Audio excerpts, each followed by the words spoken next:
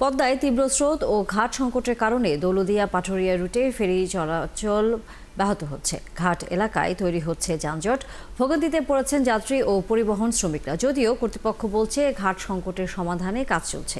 ভোগান্তি কমাতে বাড়ানো হয়েছে ফেরি। মেহেদী হাসানের তথ্যছবিতে বিস্তারিত।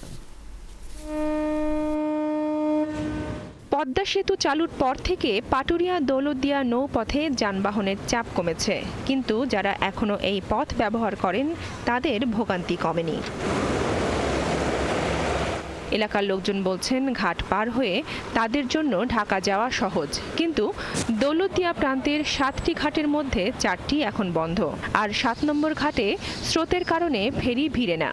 বাকি 3 ও 4 নম্বর ঘাট দিয়ে যানবাহন পারাপারে সময় লাগছে দ্বিগুণ। আজকে 3 দিন ধরে গাড়ি নিয়ে বসে রয়েছি, ঘাটটা পারাপার হইতে পারছি না। এই ফেরি আইসে এক গাড়ি নামতেছে, এই যে নেইমা আবার ওটি আনলোড হয়, আবার এটাও লাগে 10 মিনিট 15 মিনিট 20 মিনিট এমনি জায়গা মতো। ওই যে ওই ফেরিটা আনলোড হচ্ছে, ওইটা আনলোড শেষ হইলে এটা ওখানে ভিড়বে আর কি।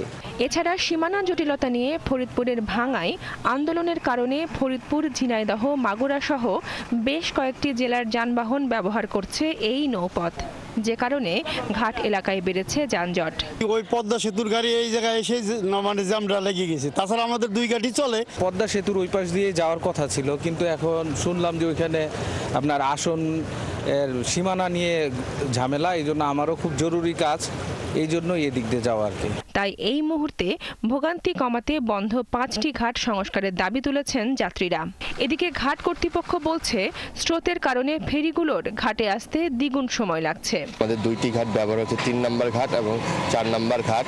আমাদের সর্বমোট 14টি ফেরি এখন অপারেশনের জন্য প্রস্তুত আছে।